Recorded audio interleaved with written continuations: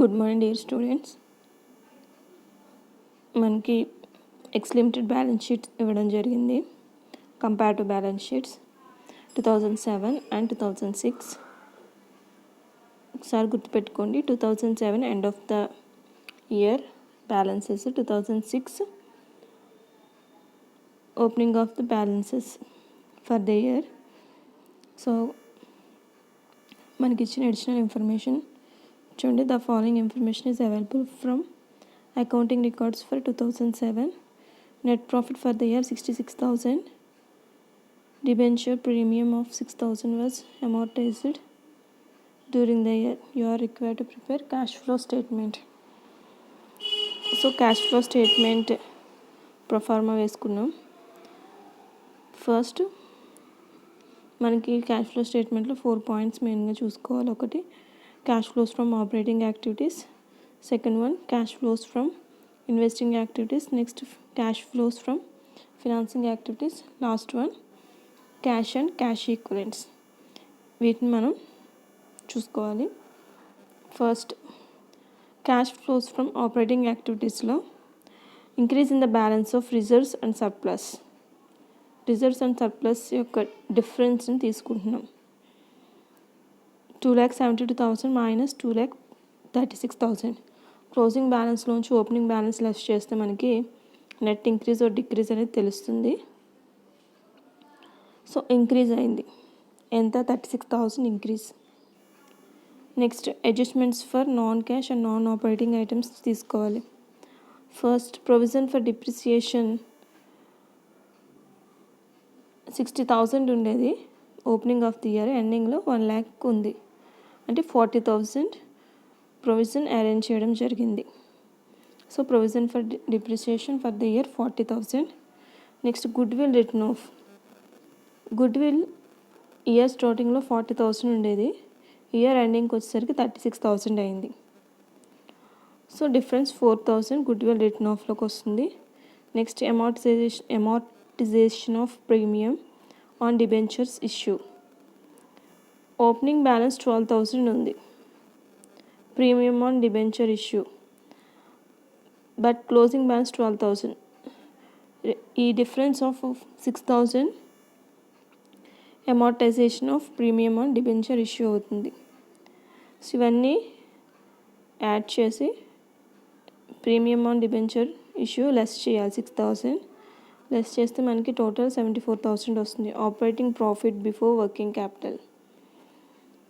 So next point working capital. Adjustments for changes in operating current assets and current liabilities చూసుకోవాలి. Debtors increase అయ్యాయి. చూడండి, debtors 24,000 ఉండేది 1,04,000 అయింది. అంటే ఎంత ఇంక్రీజ్ అయింది? 80,000. అలాగే స్టాక్ కూడా ఇంక్రీజ్ అయింది. 60,000 ఉండేది 1,12,000 అయింది, 52,000 ఇంక్రీజ్ అయింది.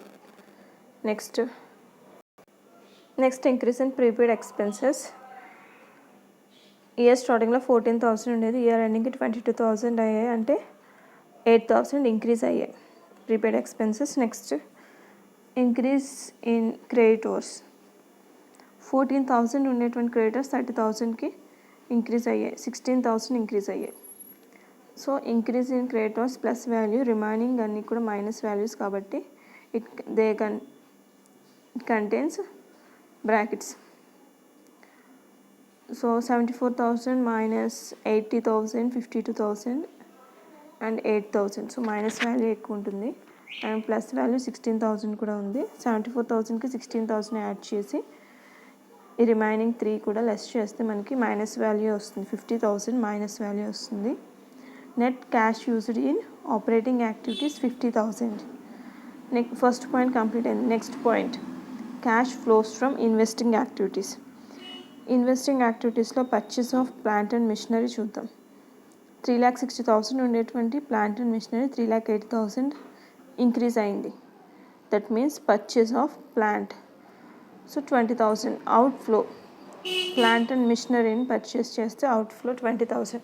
Next net cash used in investing activities ఇంకేమీ లేవు కాబట్టి ఈ 20,000 మైనస్ వాల్యూ అంటే అవుట్ ఫ్లో ఆఫ్ 20,000 ఏమవుతుందంటే net cash used in investing activities అవుతుంది. Next point cash flows from financing activities. మనకి షేర్ క్యాపిటల్ ఇంక్రీజ్ అయింది చూడండి. ప్రాబ్లంలో షేర్ క్యాపిటల్ 90,000 ఉండేది, 1,90,000 అయింది. అంటే 1,00,000 షేర్ క్యాపిటల్ ఇష్యూ చేసాం. అలాగే share premium, proceeds of share premium. Year స్టార్టింగ్లో అసలు షేర్ ప్రీమియం లేదు, but year ending 30,000 share premium increase అయింది. సో ఇది కూడా ఇన్ఫ్లో కాబట్టి ఈ షేర్ క్యాపిటల్ 1,00,000 అండ్ ప్రీమియం 30,000 కలిపితే 1,30,000 net cash flows from financing activities అవుతాయి. నెక్స్ట్ వన్, ఈ 1,30,000 లోంచి పైన ఉన్నటువంటి operating activities minus value 50,000 and investment activities minus value 20,000, ఈ రెండు యాడ్ చేస్తే 70,000. 1,30,000 నుంచి 70,000 లెస్ చేస్తే 60,000 ప్లస్ వాల్యూ వస్తుంది. ఈ 60,000 net increase in cash and cash equivalents. ఈ విషయం మీకు టాలీ అవ్వాలంటే cash and cash equal at the beginning of the year 22,000 ఉంది. Cash and cash equivalents at the end of the year 82,000 మీకు ఇచ్చినటువంటి బ్యాలెన్స్ షీట్లో ఇచ్చారు చూడండి. Cash opening 22,000, closing 82,000, difference 60,000. So అది net increase in cash and cash equivalents. రెండు equal అయ్యాయి. Thank you.